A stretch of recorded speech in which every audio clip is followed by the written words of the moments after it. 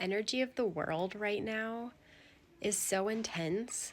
I can tell my kids can feel that, and I can feel that so strongly. Obviously, social media does not help. I've been trying to stay off it as much as possible, especially yesterday. We were all up very early this morning. I decided we were all going to try our best to get back to sleep. And even though I can't speak to Ella and she can't tell me what she needs, I can feel what my children need. We all need a day to just be in our house and rest. It's a fact that we all feel energy.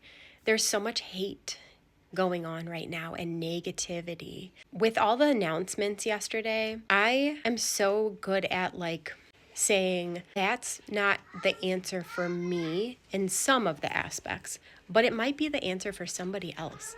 And that's amazing. I didn't take Tylenol or any kind of painkillers during pregnancy. There's some other things I think could have been factors. I don't know. Maybe that will be to come in some of these other chapters they speak of. That might be the answer for somebody, and that's great for them. I have been doing leucovorin with my daughter for a very long time now. We're going to be at 3.5 months soon. It has been helping her a lot. That was a good, helpful thing for our family. And it's really sad that people, just because that's not your experience, the spectrum is so huge. Let's try and think about everyone. It has helped my family. Leucovorin is something worth exploring, just to see if it could help. Why would you not want to help your child if they're struggling? It's not about being stubborn and not wanting to admit that they could have some good information. It's just about wanting your child to feel better, which I've seen with my own eyes can happen with leucovorin. It's worth a try. Look into it. These are the things that, at the worst, they're not going to hurt to try your best to not take Tylenol during pregnancy and to look in to see if maybe your child could benefit from leucovorin and to maybe spread out the vaccines, which I did with both of my children. I spread them out. I don't know. In the beginning, I had a different doctor that was really pushing us to get her all of these vaccines without spreading them out. Could that have played a part in the perfect storm situation? I don't know. But for some people, I'm not going to deny their journey and what they experienced after vaccination. I'm not going to, because for some people, that's a very real thing. My daughter is complex, and a lot of these kids on the spectrum are complex. And there's a lot of different reasons for autism. And this is only the beginning. These are such simple things that we can all do to just see if it works. And if you're not willing to do that, that's fine. That's your choice. That's your journey. I just really wish a lot of this negativity could maybe stop, because these are really simple things that we can all do just to see. And if it doesn't work for you, that's fine. Move on with your life. That's how I feel. Why are we feeding so much into the need to try and divide us? That's got to stop, because a lot of these kids are suffering. And you might not be on that end of the spectrum where you're seeing that on a day-to-day. You might be on the end where your child's probably going to pay taxes one day and have a job and have the option to potentially be anything they want to be. And they're going to be able to talk to you and have conversations with you. And that is amazing. That's not probably what some of these conversations are for. Although I do believe leucovorin can help all stages of the spectrum. Some kids, even on level 1, are deficient in folinic acid.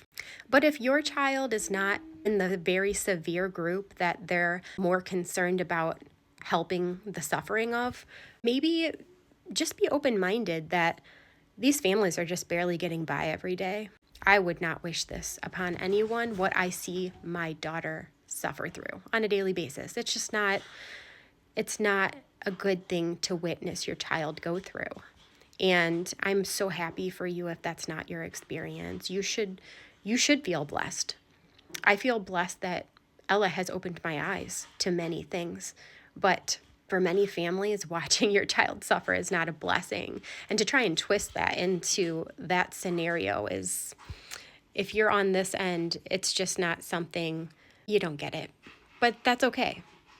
I totally get that this life, unless you live it on a daily, on this severe end, you're not going to get it. And that's okay. But you also don't have to spread hate and divide and negativity just because those things that were talked about yesterday are not the answers for your children. Maybe there will be other answers, but the fact that it's being talked about does not offend me because it's being talked about. I don't really know any president in the past that has taken it this seriously just to have the conversation, and it does not offend me whatsoever the way it's being talked about because we're literally just surviving over here. And I know a lot of people don't get that. I'm not expecting you to because you don't live it, like I said, but have compassion for the whole spectrum. That's all I'm saying. If it's not your journey, maybe the focus is getting into the schools and talking to them about like having a class in compassion for some of these other kids that are bullying because they're saying hateful things about children with special needs. And maybe another answer is to be having a serious conversation with your children before they head to school about compassion and understanding of these needs. So these kids don't have to go to school and be bullied because other kids whose parents are not teaching them how to behave around special needs children are saying horrible things. If your kids are going to school and saying that autism is a horror show and you're a horror show because you have autism, that's not okay. What we're saying at the severe end is that it's a horror show to watch your child on the severe end go through that. And we totally get that. We understand that completely. But it's not okay for another child to go to school and bully a child for something that they take out of context and don't understand. Expose your children to special needs. Expose your children to compassion, kindness, and love. If you're very offended by the way that the president comes across, I get it. It can sound harsh. When you're going through the most severe end of it, it's on point because we're witnessing our children suffer and it's horrific.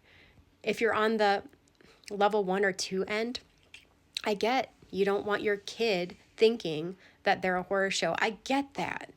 Okay, but then it becomes we need to figure out this spectrum. It's just completely polar opposites what these kids are going through.